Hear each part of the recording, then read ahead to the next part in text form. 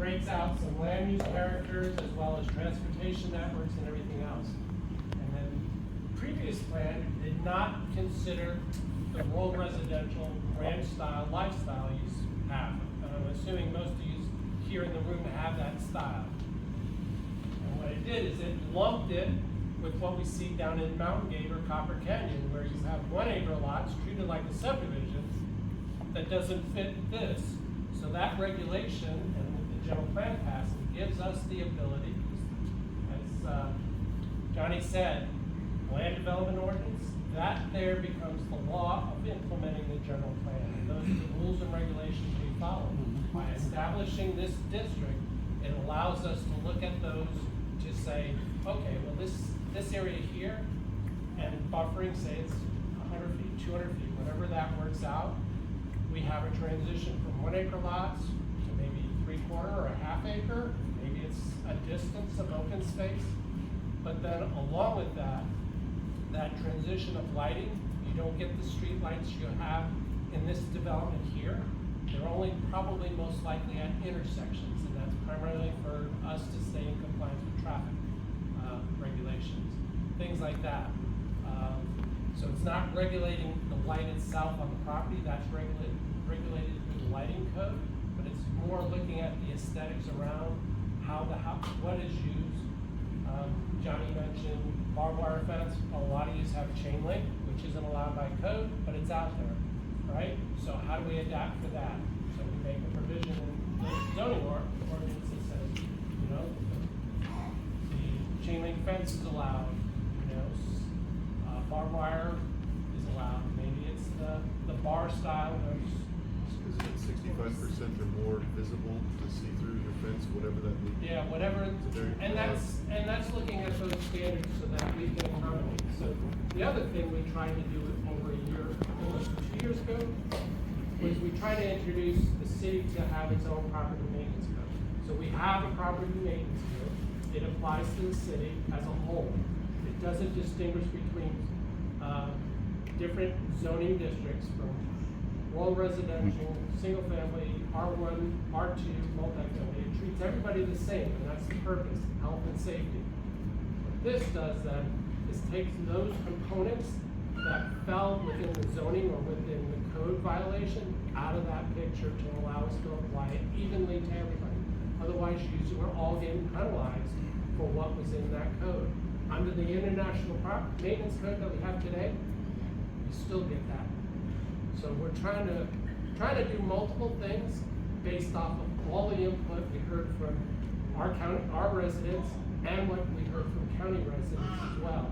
Just more or less try to help preserve that lifestyle, but we all understand that growth is coming and the city can't just stop growth. So we have to find a way to work with it. Lloyd, could you make it in layman's terms, a nice little 4 squares and colors on the map, so that where is it really we're looking at doing what?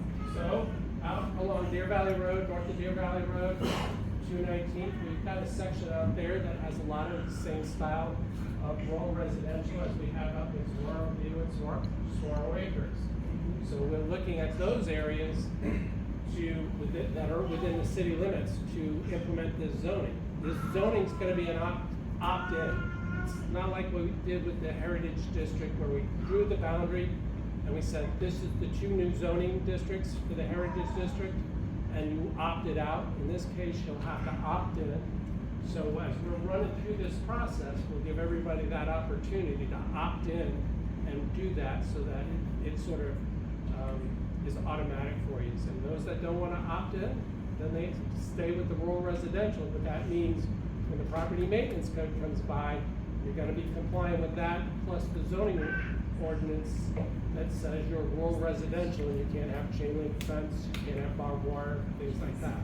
So that's the reason. So in layman's terms, what you're doing in essence is you're taking properties that don't have rules and regulations on, and you're implementing a city governed HOA, correct? No, you do have regulations on it today. They're there today. Who polices them? So our code As some of these enforcement. people lived out here for 30 years, you're gonna go in there, you tell me there's not, some grandfathered fences and things like that, you can go and enforce them right now and rip that stuff out? Under code, yes. Not that we're gonna do that, that's not the purpose of this. Well, This it is, happened just recently, a guy was not allowed to run a vegetable place out there making a living, not even on power, forced out of there. that's under the current code, the way it's set now. That's one of the things that under this, that may be one of those uses that we allow. But under current code today, it's not allowed. So you mentioned on one line item in there, number of animals allowed per acre. Yep. So you're gonna go in there, that's gonna vary from every different deal, you're gonna come up with and say, okay, you can only have 2 horses per acre, or some regulation of that nature. That's their, go ahead. I was just gonna say, that's the purpose of this conversation, is to talk about those things. What is an acceptable standard that we can hold everybody under the Desert Rural Overlay to? That's what we're trying to establish with this effort, is to have that dialogue and to hear what can work, what do you have out there. Because this isn't our first meeting with you guys, right? We live down Dale Lane, a lot of the people that do in here. Yep. We've dealt with 3 years of a crap show on Dale Lane by you guys not holding the developer accountable, and yet we're talking about, oh, how do we can't stop development, so, you know, we're gonna put a green space between your place, and then we're gonna restrict your number of animals. Now, all of us, you guys haven't held that developer accountable one bit. You built a road on 175th faster than he fixed Dale Lane. We're still driving on the crap show. So, But that, seriously, no, how do we take it seriously when we're sitting out here living in this stuff, and then you guys are in your offices typing up great proposals on how we're gonna regulate how you live in the country? the point is not to regulate that. The point is to provide. The list was to regulate, everything on there was how much, oh, you can't have your light on your arena because now you can't ride at night because the neighbors beside are mad. Well, that arena's been there for 30 years. Michelle? I just wanted to give a little input, that it's not to regulate, it's to let you have the rural lifestyle that you currently have without them saying, no, you can't do this, you can't do this. So that's what they're trying to do, is have input from you guys to help you continue to live the lifestyle you have in the rural Okay, areas. so we live on Peak, okay? Yes. So there's a proposed development directly down our house. It's been in there forever, and I don't even know what status it's at right now. But the proposed change is to go to smaller lot sizes, right? Right, and Not larger lot sizes, like you're talking about transition zones from 5 acre lots to 2 acre lots to 1 acre lots and then quarter acre lots. Understood. You know? Give me one sec though. Mr. Matana's was entitled and approved back in 2007, 8 timeframe, right? I can't fix that entitlement, that's there today. All I can do is look to the future and see what we can do with your input to then establish those buffers and establish that transition so we can write it in code so that when future development comes in, we have something to stand by that says you have to meet these standards and these requirements. I don't have that today. So, on the deal you're talking about, he was granted in 2007 for certain size lots. We had all these meetings, but nobody ever knew whether he got to make his lots smaller so he could make more money, so he could build more houses. What did they do? So at the end of the day, they did amend it, they ended up putting in an amenity, they transitioned some of the lots along the rural residential to the larger No, hold on, lots. so the one that was approved in 07 isn't what they're gonna No. do there? You amended the 07 They one? amended it. Well, exactly, so you added more houses to the one that was approved in 07. So it's counterintuitive to what you're telling us here today. Understood. I understand your point. 200 more houses on 100 and, what is it, 192 acres? At the end of the day, what they were proposing, Was that more money for the city? Is that why it's beneficial? Because it doesn't seem like it's to help the Commercial. rural people. the commercial businesses, that's where the revenue comes in. Housing doesn't have, it has one-time construction sales tax and that's it.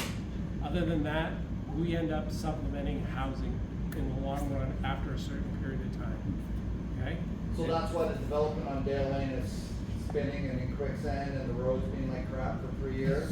Because you guys don't make enough money off these developers? It's the developer's responsibility to put in that infrastructure. That's how it gets built. So why was it not done before they were allowed to build the, or let's put it this way, try to build the houses, because it's a mess out there.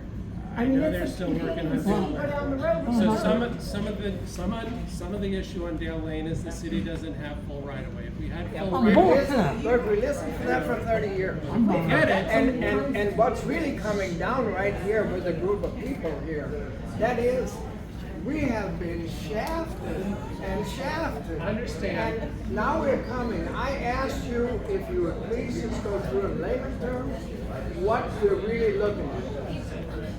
The orange area, What, then let's jump over the orange area. Let's go down and take your surprise corporate limit. Because that is what's really in our backyard. that's all we have control over is surprise corporate.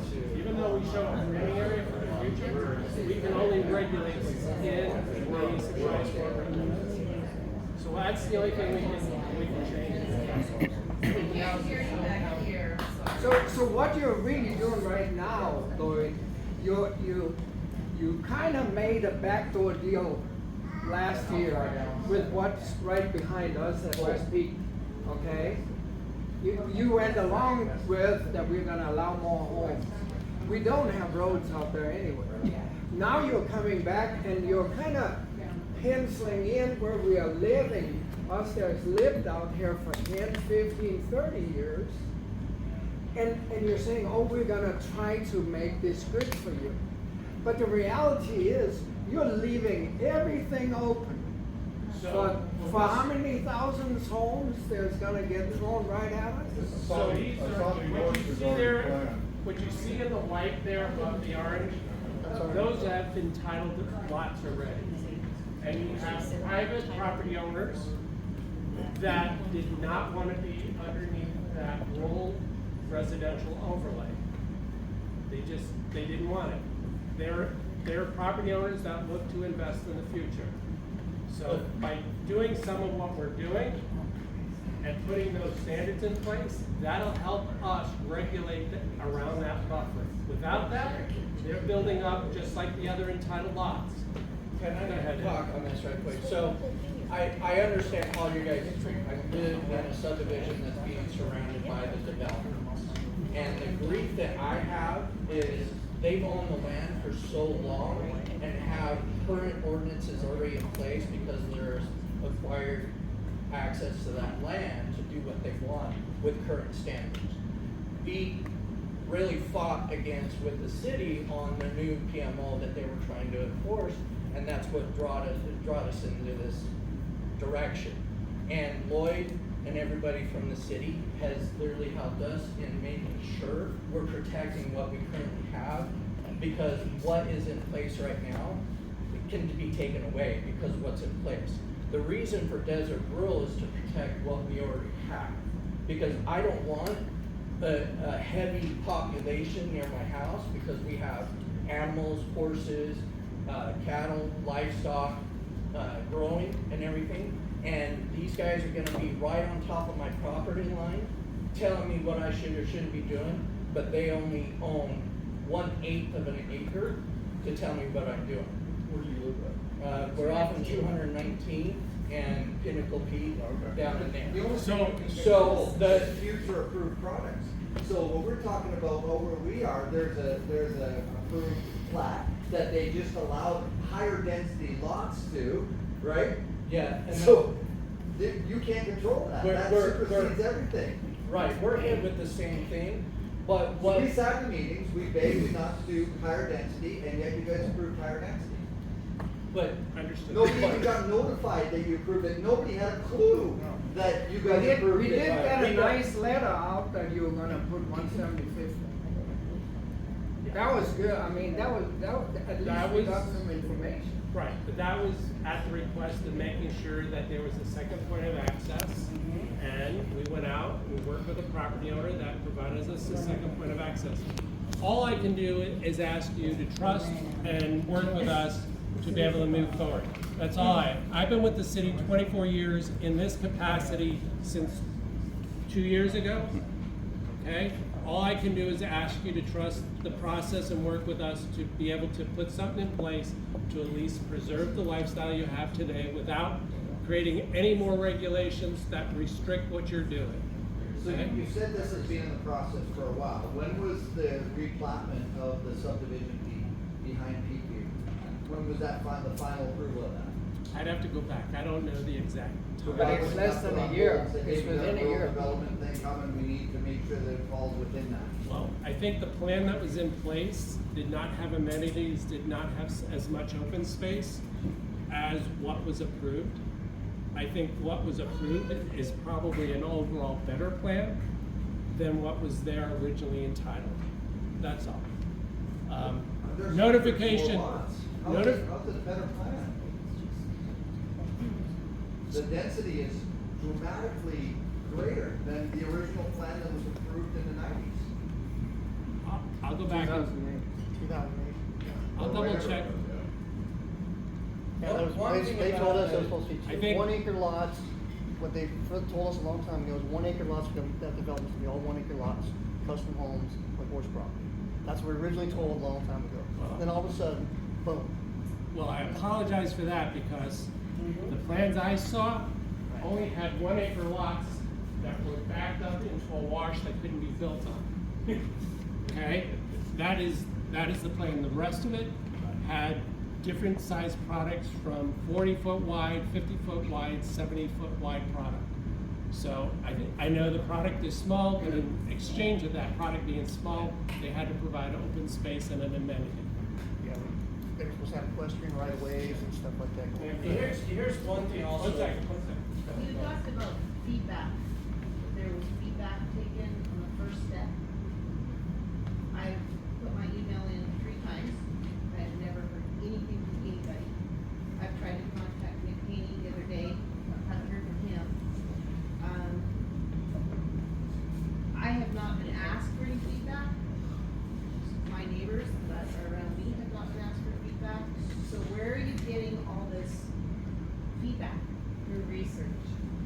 So some of it came through the general plan discussions we're bringing the general plan from, and a lot of the discussions came from the residents in this area.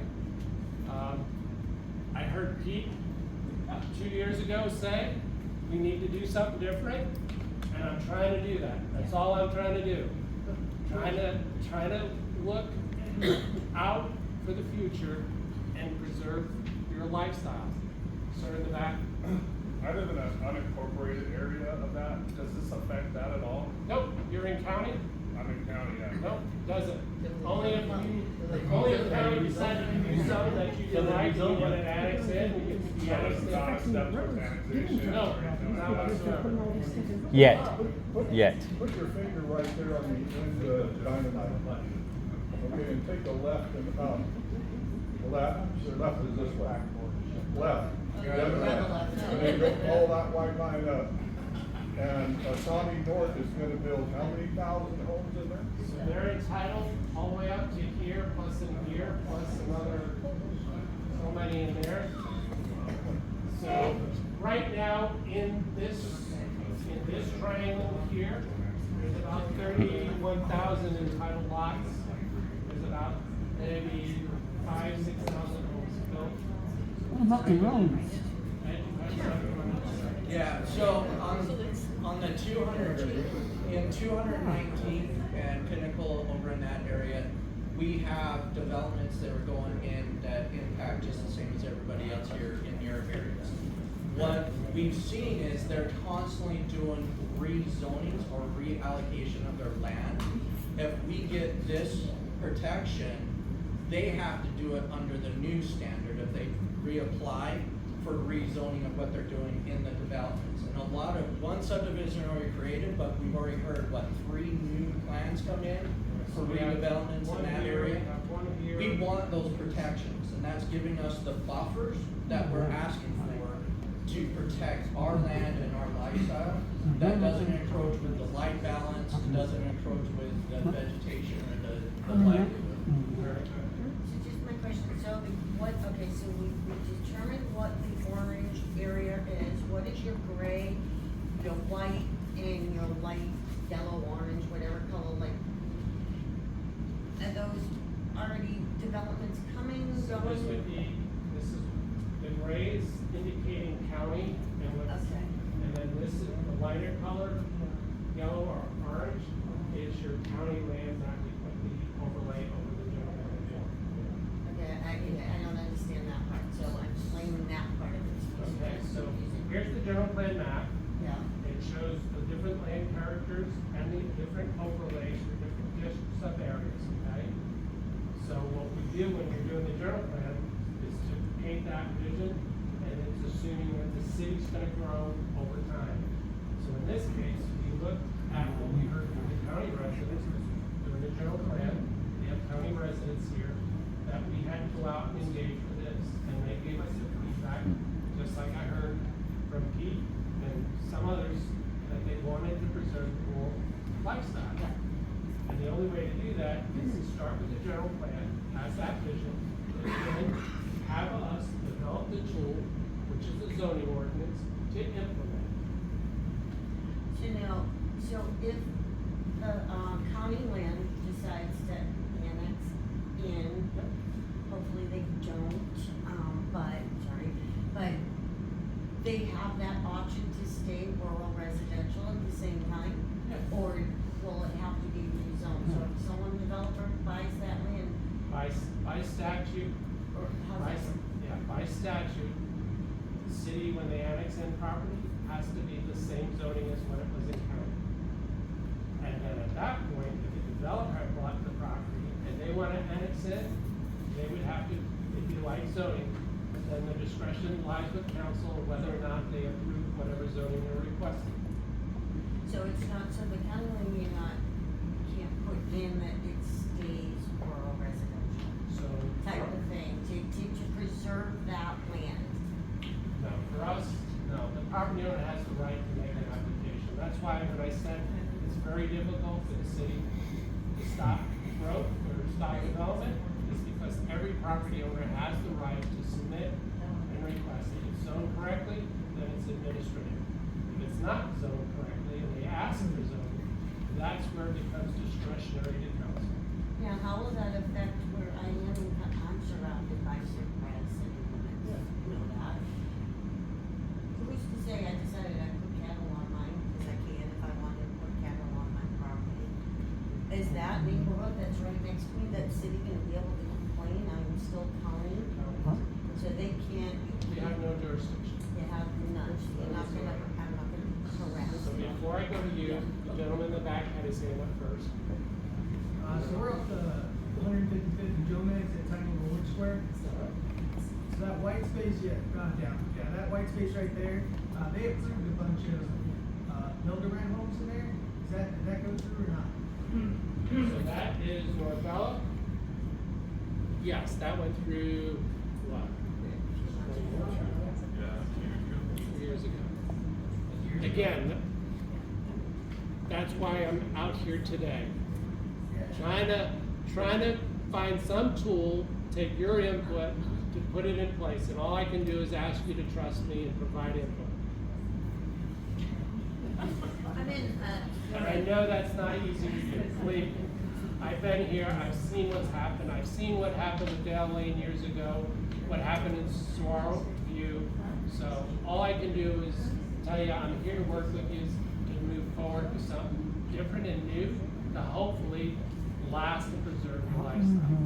I'm in Sorovia, and I'm just curious, earlier you said, you made a statement that we'd have to opt in. Can you kind of explain what that means? So How do you opt in? So what we'll do is we go through this process and we get everything lined out. We'll give you the option to be part of a rezoning, to opt into the desert. Do you mean, I'm sorry, I mean to interrupt, but do you mean as the whole HOA or individually? Just So we go from R one forty, Interesting. R one forty-three to whatever. Say DR1 or something like that, yes. So We you- have it- so- We'll figure it out as we go through it. So the whole HOA then could be just, so we would have, City doesn't control an HOA. HOA, CCNRs, that is completely separate from what we're doing. It is and it isn't. If you look at SOAR reviews, they reference back to what's allowed by the city ordinances within the CCNR. So in essence, if you put laws in place, you do control it. Okay. Because they're gonna fall what your bylaws are for animal allowances and stuff within. All right, so then that's something as we go through this, we need to look at and adjust and see how that works, okay? So, keep going. I gotta just come up and get an understanding from you all, 'cause we've been fighting a lot of years. Fighting? I thought we were friends, come on. That's what Bobby said. Bob is the city manager, and he was the same. I said, oh man, we're really good friends. Until he wouldn't even buy a cup of coffee. But anyway, so on the map right now, so what you call surprise culvert lines, where we kept everything out of it. The reality is, all of that is already approved for up to 35,000 homes. Yep. Yes. That was done between the 2005 and 2007. What's the ETA of it? Well, this is some of this race stuff. A lot of us have kind of like, we bought a place and there were 1,600 acres of nothing. And we were told, nope, it's gonna happen nothing for 30 years. And then a year later, we get, well, how many homes? So I'm just kind of pointing out to everybody that we're getting this little sucker. And I appreciate you listening to us, but that's my word. I know. Okay, and yes, we appreciate this because there could be something good in it. Yes. But I think there's a lot of us that are saying, do you know what, there was a lot of this land that was purchased back in 07, 05, or whatever, when it was A lot of it was- crazy. Yeah, a lot of it was purchased. Some of it was purchased in And 1984. oh, they had plans and there were strong plans and everything. And yes, you're coming back and saying, well, what we got is running into us, where is that gonna be this area? Yeah. Yeah. And this is the new area we're fighting down here. So, wouldn't it be nice that the neighbors at least would have gotten a chance to see the plans there was from 2008 and not being told in 2024, oh, we allowed, they could do some changes. No, they provided those plans in the initial planning meetings. They Not definitely in the provided. initial, we didn't they get pro- what it they- was. They provided the original stuff, and then they gave an overlay of what they proposed, and that's how we knew there was a higher density proposed for the plat. Okay. So they did provide that. My last little thing, so we got 35,000 here, and we got one road out. We all know that if you guys run the meeting in your office, there's a lot of us that wouldn't take the road because it's a dead trap. I mean, we know we wouldn't make it within the road. So that's besides, we know the work. Okay. My last thing, so a lot of these nicer homes that you have out here, because there's a lot of people here, they build themselves a nice home, they have a nice place, it's built on an acre or 2 acres or whatever. Yeah, there's a lot of us that might have an arena, and we got lights, and sometimes the neighbor don't like us, so then the light is shining on it or whatever. There you go.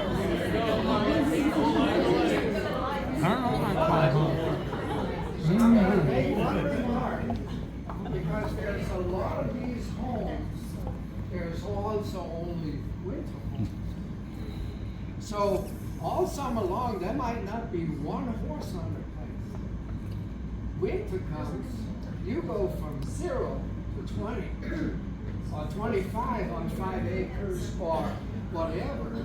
So all I'm gonna say is, that thing about where we suddenly come in and say 2 horses is allowed per acre, it ain't gonna work. I'm just saying. That's why, How many that's why is- it's here now, Yeah. so change those things, We're not looking so at 30 we can horses, take care of we're it. actually looking at expanding the number of animals. Okay. Because we do currently have, I think it's Title II, that's the animal ordinance within the municipal code. There are already restrictions in place, so we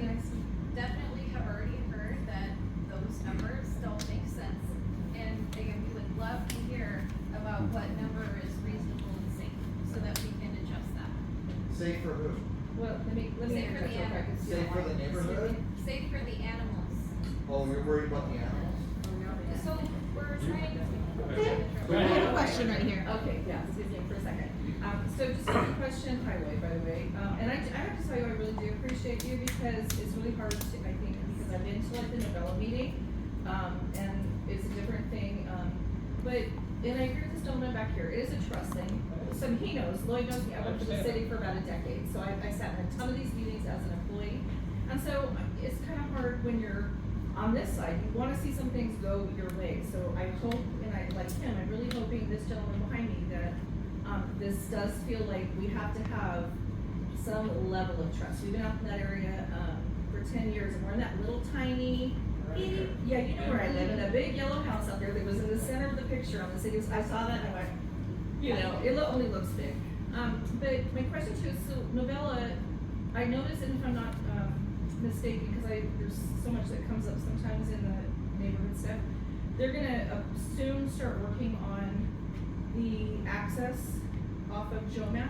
Is that correct? Is that coming up soon? So when the city annexed years ago, we annexed 55 feet north of this section line of the center line of the road. Okay. That leaves property that Norbella owns that's in county. They're asking to annex that in.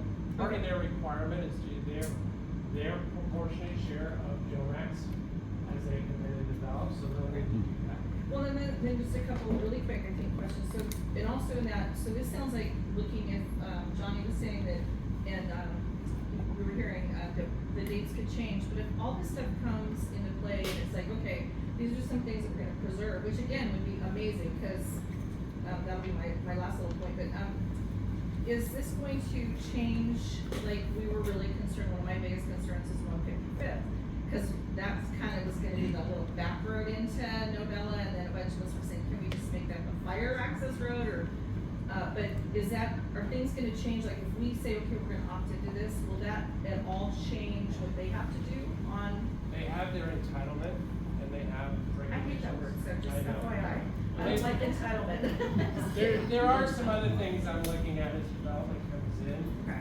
that gives So, yeah, them, not even if it's like them going in and out, but are they gonna have to maybe? we're still waiting to see how the rest of that develops. And then my last question is that, so people that opt in, if everything's settled, it looks like everyone's opting in, because we're on a well, we're on septic, we have the property we're on, and then we have the property to us, if things like that, is it, like, are we gonna be able to talk or potentially keep, like, okay, we have our well, we don't wanna be on city water, will this make it like, there won't be a chance the city can force us on water down the road, or is this going to be a? I'll have to double check on this one. Okay. Because, Go ahead, sorry. as you're aware, city code says when water or sewer services are within, 300, 500 feet of the resident or property, that would do, have access services. Well, just But- like the one gentleman mentioned, I mean, we don't have all Yes. block walls around us, But that's a we have good some point. other fencing that's been No, out that's a there. good point to add back in, because if you apply the code strictly as it's written, then when that utility goes in and it's within 500 feet, you should connect. Historically, the city's never made that happen until such time as, say, a septic system failed and you had sewer running through the front. Okay, and last one, I'll let you, they're really easy, so this is, I already know the answer probably, but I just wanna hear for sure. So, before we were out there, and the gentleman that developed the area we're in, we're on a dead end, like a little, you know, where exactly where it was, so we have like, what, 2 houses, one on the corner, and then us two, my good old neighbor here, it was across the street. But the guy that developed used to be in their house, and our road is an easement, it's like a dead end. Is that like a permanent thing forever? Cause we're really upset that he did that, and he's shaking his head. But it's like I'm hoping it never goes through, cause we have to So move. not being a land use or real estate. It's just a, yeah, it's just I a, will like, tell you, easements, depending on how it's written and how it was placed, typically stay unless, and I don't know whoever. what he got from it, honestly, cause when he built certain things up there, I don't even know what he was. Yeah, it gets back to how the easement and what the document reads and how it was created. Some are set for perpetuity, so no matter who sells it, the easement stays. Others are written specifically for a specific use, to a specific person. I guess it's dedicated to the public, or maybe he needed to create that easement for the city. I So guess I it know depends sometimes on- it's symbiotic, like, oh, we'll let you do this if you give us this kind of thing, but. It I all just- depends on how it was written and the purpose of it. Okay, thanks, that was it. Michelle, and then. I just quickly wanna say, 2 years ago, our 219th area community was livid with the PMO situation, and, we actually discussed this with Lloyd and others at the city, came up with possibilities that would benefit, the rural area that we live in. And that kind of went to them saying, you know what, let's listen to our constituents, our residents out there that live in the rural area, not the suburban, not in the deep of the city. And I don't know another city that would sit down with residents in that area and say, we wanna hear you, we want to see what will work for you guys. And you can not trust them, sir, that's fine. I'm just saying from my heart, I have never had a city sit down with their residents and say, we wanna listen to you, we wanna implement what works for you guys in the rural area, and they have done that. And you're on the breaking floor, you're on the ground floor of them changing a zone for desert rural, for those of you that live in the rural area. And you can believe me or not, I don't care, I've been in the discussions.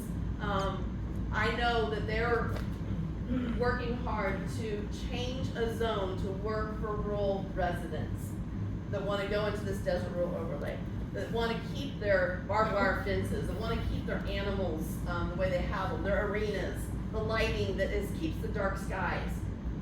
They're wanting to work for you. So you can believe me or not, that's fine.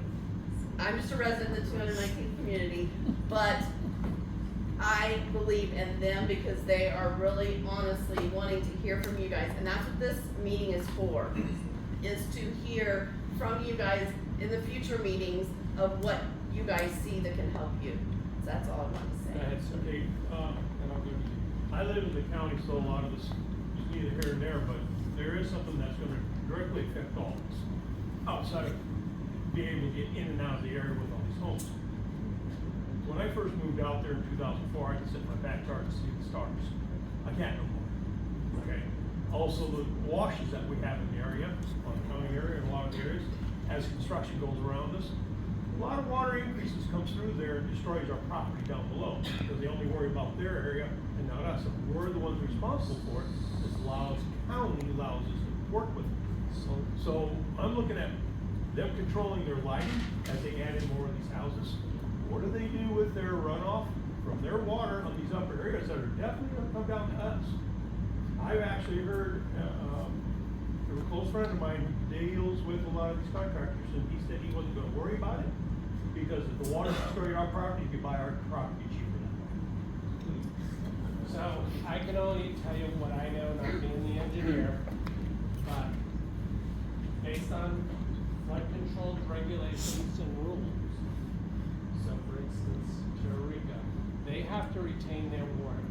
Now, the historical flows that go through the property, they can allow to leave the property. It has to leave in the same location at the same concentration and speed. That is what flood control looks at on our behalf when they're reviewing and, as they go through the approval process. When those final civils were done, they should have done all that evaluation to control that. Yes. Yep. I got a guy that's. Like, Lloyd, you know what's a little funny with that? You remember all our flooding and all the stuff we've gone through over the years. That little subdivision that we have right here, which they made some nice, big culverts that completely screwed up their lane. But to the north of them, they still have the one trench that divides the water around them. We had a long meeting about that, and I appreciate everything there is in Orange. And I hope that all the input we can is good. The reason I don't trust the city is because I've been stepped on, hauled into washes, and been pooped on, and I've been asked to please help, and it's kind of like, why? Because you go behind the back and approve 35,000 more homes in my backyard. They were already approved. I know, I have to go, otherwise I'll get to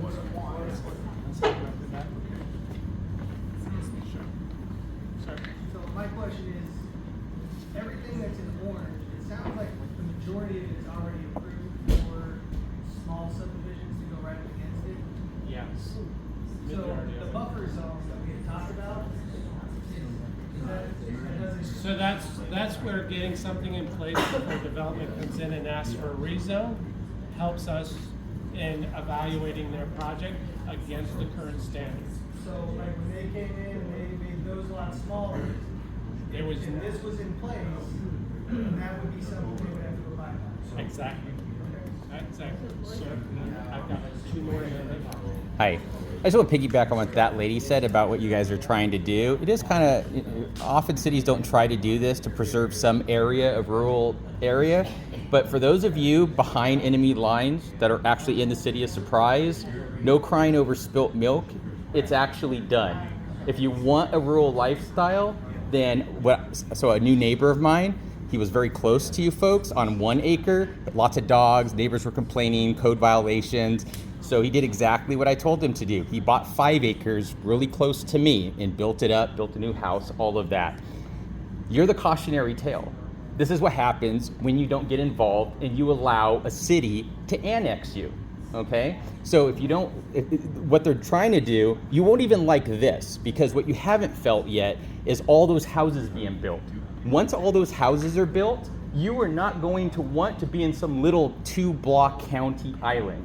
You're gonna be like, the charm of the rural life will be gone, right? Your property value, though, the silver lining is your property value is gonna be 10 times what you paid for it. So you sell it off, or if you're lucky, they build a data center there and you get $1 million per acre, like the folks in Buckeye. But it's already, it's too late. So what you need to do is wait, sell your land, and move out to an area, and then do what 90 other towns and cities have done, is freaking incorporate. And then keep a rural lifestyle. Now for you folks, some from California, so Malibu, they had to fight bigger money, like billionaires, right? Billionaires that will come in, buy a parcel of land, and they try to build a mega mansion, right? But Malibu, California, so this is actually for you folks, if you look at what Malibu, California did, they arrested all development, right? It's actually phenomenal what Malibu has done to maintain that really charming, like beach city lifestyle, right? So for you folks, if you look at that, you might be able to do something like that. But yeah, there's urban sprawl, it's disgusting, right? But you're not gonna fight the money. It's already said and done.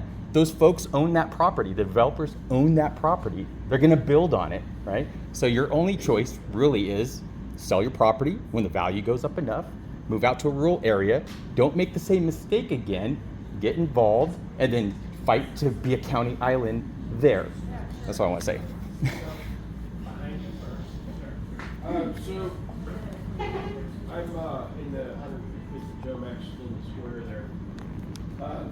So I just want to ask this again. Chad already asked. Stephanie's already asked. I just want to make this clear. So whatever buffer was there to the north with that new development and the road, even if this little thing happens, that's not going to change. That would change. So we're not really, other than the regulations. I appreciate what you're doing. I really do. I think, but some of the regulations would help us. But as far as street lights and traffic, and that's all going to happen. It's not inside that development, yeah, that's gonna happen. But you said they have an entitlement to build on 155th Avenue. 155th? Yeah. There's a proposed plan for roadway connection up here. And that goes back to property that's in county as well as more property in this area that's also looking to develop. So they haven't come in, they don't have full entitlements yet, so there's still discretion there. But that's the ability of trying to put something like this in place so we have some development standards up against the desert rural lifestyle that we can enforce and they can develop when they come in. rethink about what they're doing and what they have to comply with. So it's still possible 155th just. The reality, because as Michelle knows, I am not gonna say yes or no or give you an answer just to give you an answer. Yes, 155th at some point in time will be at least a two-lane paved roadway that goes up, whether it goes up across Mr. Haverford's property or whether or not it dead ends, that I don't know. But up to that development where they have entitlement, yes, there will be a road there. So you know that guy at the end of the, so at the end of, you used to be able to go over the top and at some point, Yeah, whoever's up so- there got tired. And because of all the people that now Yeah. use it as off-road vehicles and fun, before it was just a few people, but now it was like, okay, you guys can't go over the No, top. so just for background, I'm retired Air Force. What I did in the Air Force was civil engineering. Part of my requirement was whenever there was a aircraft mishap, was to go out and survey it, but bring the information back. So I've been through that area, that hillside. I drove really plenty of times because I had 2 aircraft to pick up out there and survey. So I understand the environment. I know how far back and what was out there back in 94. So I understand, and that's why I think when I sit here or stand here and speak to you and ask for that trust is because I'd like to see us preserve it somehow. And I need the tools to be able to do so. Well, this development's farther along than us. So what sort of numbers have they proposed to you guys for as far as animal restrictions? Have you seen anything like that yet? It's in discussion, that's where. You guys have ideas, right? We haven't proposed anything. Yeah, We're we- listening, just like we're gonna listen to you to see what we can do and see how that fits in to what county and state regulates as far as animals. That's where we're gonna look at. And then make sure it's safe environment as a whole. So you had one more question? Yeah, the other question is, once these houses start getting developed and put in place, where are they drawing the water from? So each one of them, when a developer comes in, they have to work with the city and approve their water solution. So if this is my tiniest case, they have probably a site on their property that they'll drill for a well. And it goes into the overall connection of all of the city system there. And they've done the survey on how much water is there that needs to happen. Yeah, they have the plan. So if I opt in to the rural lifestyle, and I know that my rural lifestyle is going away, so I choose to sell my property. And people that come in to buy my property know that it's no longer rural lifestyle, and they opt back out It's a rezoning process. so that they can build acre property. They can do what they can ask for that rezone. And that's where the surrounding neighbors all will have the ability to weigh in and say if they agree or disagree. If you let them walk in, you're not gonna let them walk out. It's through rezoning, so I can't restrict what a property owner wants to do when they wanna change their use. There's a process in which they have to go through, Right. but they still have that right to go through before I get to you. Gentleman in the back had one more question. Sorry, 2 more questions. That rezoning, so if we change it desert rural, they can still rezone? Yeah, you can still rezone, you can still, any property owner has that right under statute, under state law, as well as with the city, to apply for an application to rezone. The rezoning process is discretionary, so that's where council has, and planning and zoning, they weigh in and say, they think that's in the best interest of the city, or they say, no, I don't think that it is, and they either approve or deny. Okay, so with what is the desert rural? Is that gonna lean more towards saying like acre lots? Yes, it's gonna stay acre lots or greater. It's not gonna Okay, go so they below can that. rezone that. Okay. That's what we're asking you. We want feedback on what should go into the desert rural zone. Whether they got acre lots or acre and a half. What is your timeline on getting this approved, you think? November 30th. Pretty much, right, 2025 is If I'm thinking about how long it takes to go through this process, and again, just as an estimation. So we have a neighborhood meeting scheduled for September, October, November. If doesn't have the exact. Just like, Yeah. It gives a general time frame though. Yeah, but basically, if everything goes smoothly, then we're looking at trying to draft and get a more complete draft done towards the end of the year, so that we can show it to council at the beginning of the year, and then potentially have it through P&Z and city council by March. And again, that's a very aggressive timeline, so that's why we generalized it and called it the spring. Because again, we don't know when we go through this process if we're gonna need to sit down and have some further conversation about some of these things. Because we're talking about a lot of different changes, and we're talking about covering a lot of ground. Because again, it's not just establishing what's the minimum acreage, but what kinds of uses do you wanna see in this area? How far do you wanna see development set back from you? What is the number of animals that is appropriate per acre? Because again, from the feedback that we've already received, the standards that we currently have, you know, it doesn't work. It's too small for what we have, and there are other cities around, like Cave Creek and other places, that have different standards that allow for, again, more animals. So again, just to reiterate, what this is about is us saying, hey, there have been a lot of decisions that have been made in the past. I can't speak for how it came about. There were previous planners. I mean, I've been here since March of 2023. What year is it now? 2024. So, you know, but I've had experience, you know, working in Tulsa, doing pretty much the exact same, kind of establishing the exact same kind of zoning district, because we had pockets of rural and, you know, agricultural areas that also wanted to preserve their large lot, in more rural lifestyle. But yeah, a lot of us, you know, we weren't here in 2008, and it doesn't mean that things weren't done, maybe not the best, but the fact of the matter is that we're the staff that's here now, we hear all of the feedback that we've been getting, and we really want to, we want to make a change, and we want to make a difference in the way that we can. We can't do it without your help, because again, I'm not an expert on animals. I don't have horses, but I understand that a lot of you do. So, you know, why am I the person that's dictating? What I can do is, you know, bring up the topics of concern that have been repeatedly, you know, brought up to us. You know, I can bring back that feedback. We can bring it back as talking points. You know, get further feedback from the overall rural residential community at large, and then I can look at, again, what do you guys think is reasonable? You know, what's the number? Like, what else do we need to look back on, rolling back or expanding? And then I can, you know, look at what you guys have, and then do some additional research on what other places are doing that are maybe a little bit, you know, higher up on the curve, so that we can make the changes that make sense for your community. Because right now, with what's in place, some of those things don't make sense, and we need them to.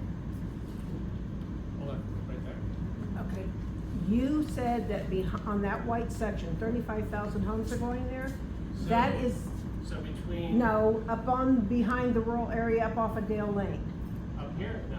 Yeah, Oh, where I walked you through it just a The minute. Asante? Yeah. all that back there. So Asante North is, I think, got, and don't hold me to it, it's anywhere from 8 to 12,000 homes that they are entitled for. Okay. There's gonna be more. Right, but that's only this section. Right. Then you have Sun Haven, Siller Crossing, Grand Vista, you have the rest of Asante. 35,000. So Yeah. in this triangle here, approximately, there is over 30,000 entitled lots. Okay, now they're gonna be drilling the wells for the community. We live in that gray area in the county. We're on wells. So. New River lost their wells because when Anthem built, they dug them deeper than the homeowners up there, and they were now hauling water. We looked at homes up in that area before we bought out here. We don't wanna be hauling water because you're gonna build all these homes and take our wells, but you're saying if they were within a certain distance from these city things, we would have to connect up if we're within a certain distance? That's the current code. So I think I heard a suggestion, if we do this desert rural, is that something we can look at to not require that if you're within 500 of, city services that you have to connect. And like I said, we haven't in the past made anybody connect to a city service that Okay, they and already you're have putting well. homes out there though, but we have 163rd, which right now backs up 5 lights to get onto Grand Avenue. You're still building more homes on Dale Lane. They put those homes in there They at have. there's no road to handle the amount of people. And yet if the developer's supposed to do something, what have they done for a road? I mean, So in this case. we for Terra don't have a Rico- decent road. In Terra Rico, they built 171st and they have to finish out. If the city can acquire the rest of the right away needed to pave Dale Lane, we'll pave Dale Lane. But it's not making it wider to handle the amount of traffic from all those cars, from all those small lots. I mean, when you've got bigger lots, you don't have, you might have a horse trailer or two, but you don't have people with 5 kids and 15 cars coming down Dale Lane from all these different little homes in this community. So we don't have the roads to handle all the traffic, and you're gonna build more homes out there, take our wells, take our roads. I can answer the I was gonna say. You're gonna extend Pat Tillman, you're gonna extend Joe Max into that area. You wanna extend Dynamite. Yes, you have Dynamite. No, up there where the orange is, so that's Dynamite. So you wanna extend Dynamite, you wanna put those other 2 roads in there, but still goes back to 163rd, you're not crossing those tracks. Yeah, no, Unless we're you go working, in overtime. we're working on some other options. So in the back. Yeah, you gotta do that. That's gonna- Just looking for alternatives, and then of course, we've got a few projects within that Prop 4079, it's a longer term, but. What road, 179? 179th Avenue? Yeah, I don't know if this is what yet, but that may be a proposal. That's why we put I 175. would like to know if this one, that's my road. Then I'll have to check for you. But if I go back to the lady in the back. Okay, same thing, the roads, are they, before they build the 35,000, do they intend, you know, we've had this conversation like for 2 years. Yeah. They've gotta open up Dove Valley, I mean, they can't put that many and rely on 163rd to do it. That's the first question there, they already have. North of Saguaro here, the orange there, it's really confusing there where the, city is, where the county, that white area right above. This is city limits, right? Okay, so what's north of Saguaro here? This here? No, go over. Okay, That's right there. that's What- city limits. That is city. Yeah, so this is, Lone Mountain, this is Marisol Ranch. Those were entitled back in 17. They were actually entitled, Marisol Ranch was entitled in the county before it was annexed in. And that's so. That's what I was thinking, when we first bought out here, anything north of Joe Max was RR. Yeah, so back, and I don't know when, I think it could have been 2005, 2007 timeframe, they got entitlement in county Marisol Ranch. And they could have developed there, they've got a well on site. But Do you know how many homes there? off the top of my head, I think that's another 3,200, give or take. The last meeting was 4,400. 2 developments there. Yeah. It's more like, I think with some of the, what they're finding out with the topography and the drainage and all, they're not getting as much as they're entitled. And that's typically the case. They get entitled for, based off of the area, and then when they go in and they start doing the civil work and handling roadways, drainage and everything else, they end up with less lots. I mean, I hear a lot of people, I don't have cattle or chickens and that's it. But horses and cattle, and you guys were saying the city has certain amount, that you can have, county has another.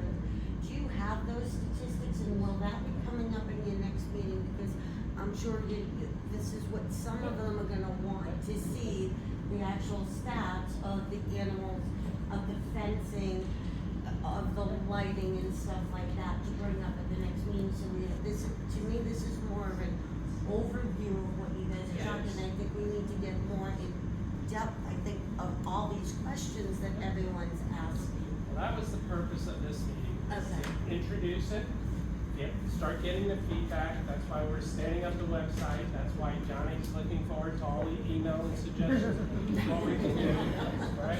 So go ahead. Your setbacks right now are 20/30, right? Yep. Okay, and then your land coverage is 25%? So is that gonna increase, decrease, stay the same? On the land part of the coverage? conversation. That's what we're here. That's part of it. So explain just what you just said, 20. So you got a square, right? Only 25% of that square is buildable. That's all you can build. The rest has to stay open space. You're not supposed to build on it. So is that adequate enough? Setbacks mean you've got the perimeter of your property. Off of that perimeter, you set back inside that property a certain distance. 20 on the side, 30 in the front. That's landscape, and the landscape area that they put in on there. That's the buildable envelope that you put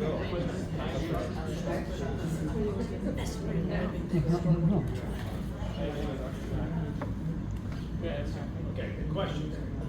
We're on County Island. If I send her some information with my concern, are you guys gonna toss my email because I'm not involved with the city? So you see this? No, You know what I'm saying? I'm County a Island. testament to that. See? Lloyd has helped me. I'm on County Island. Yeah. And I can't even remember what's the name of the development that literally surrounds Paloma Creek. Paloma Creek. And he has been working with me because those developers Okay, and that's fine. everything else, and they can't touch It's a yes or no this. question, because, you know, I don't wanna get in the weeds with all this stuff. And also, I also have another question, I'm sure everybody here has.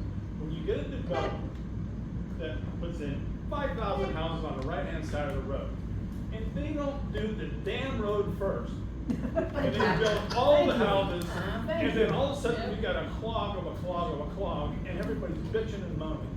And then, why don't you the city, Fair enough.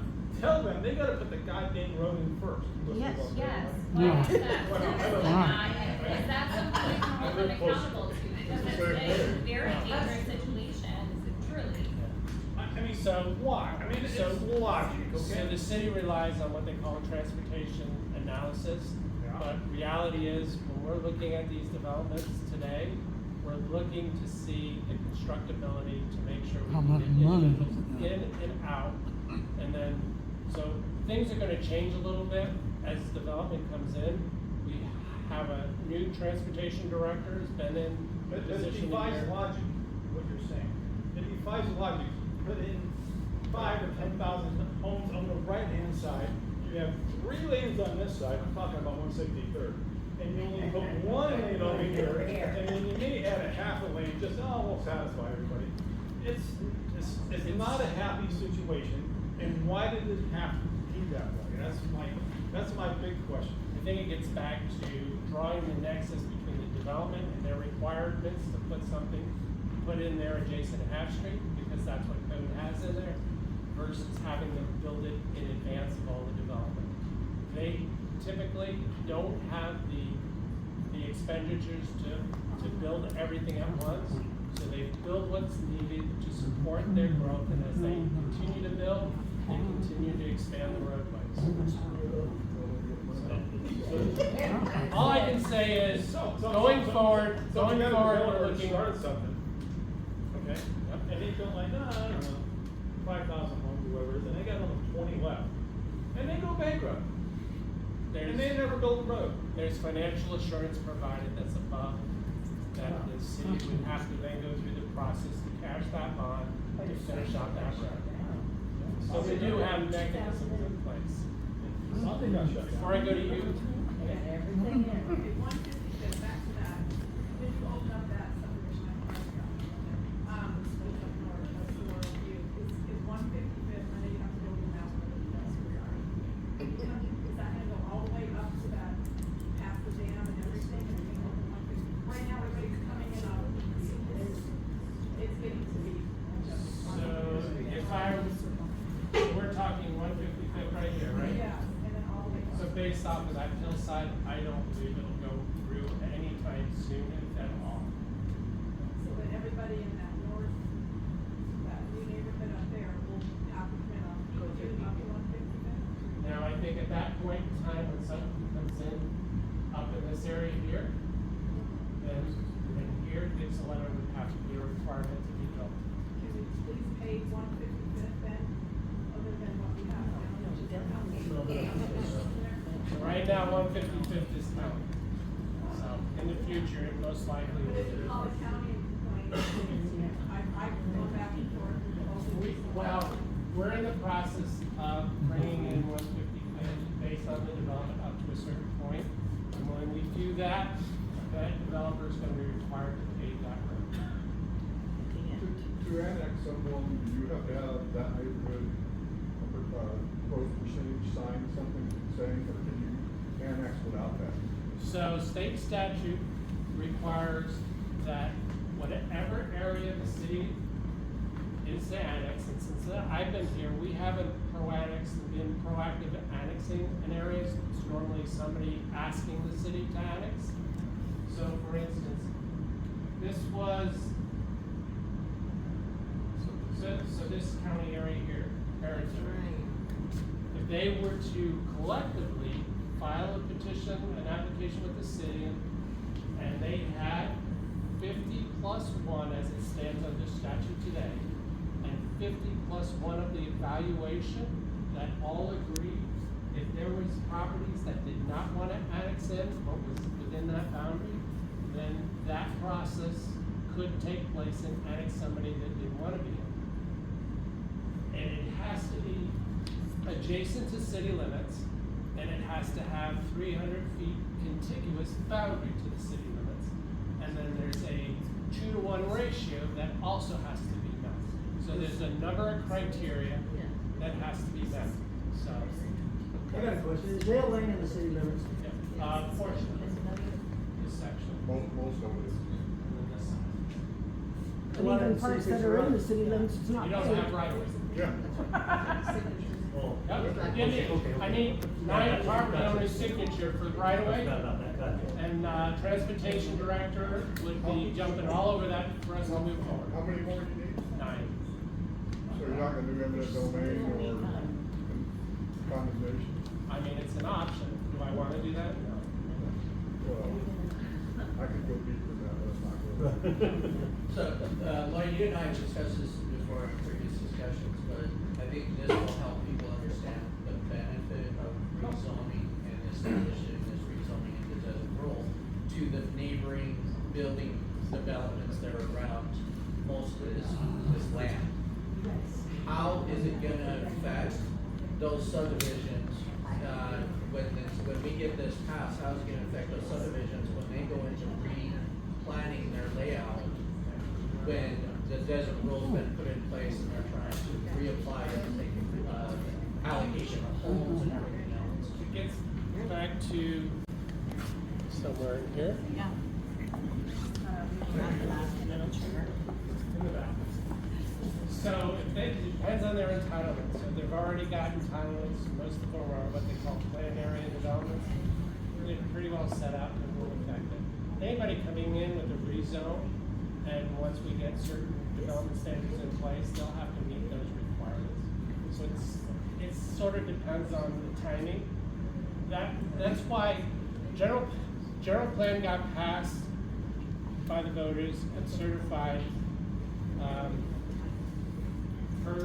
second week in July got certified. So technically, right? Second week in August. Second week. Second week in August, sorry. Well, I was gone for a month, I'm sorry. Second week in August. So, as you can see, we're out here in front of you with this because we have a general plan that says we've got rural residential. Now I have to implement. How do I implement? Zoning with the desert rural. So that's why. We didn't want to wait. We needed to move fast because development is moving fast. Okay? Yes, sir. So, let's say we come up with a plan and our setbacks in front of us is 10 foot. Thank you, sir. That changes. What does that do to the Parkway expansion of 163rd to 167th to 7th Ward? All the way up. Yeah. So even though we show it as a parkway, it's gonna be a major arterial, there's not enough right of way, and we have to work with the county. So it'll be, But if those houses up north there annex into, yeah, the likelihood of that happening is very slim. And that's because the residents here, there's so many homes and property owners, I don't believe we get the percentage we need to even move forward with annexation. they'll stay out. So that's where the city works in conjunction with McDOT and county to sort of get that roadway aligned. So do you plan on widening 163rd anywhere north of Jomax? Yes, Jomax, it's letters you get widening with those developments that are All the coming way up to in. the city's And part of then it? Marisol Ranch, Lone Mountain have the obligation to do the east half. of So how far out are you guys extending on the center line then? Off. Center line of the road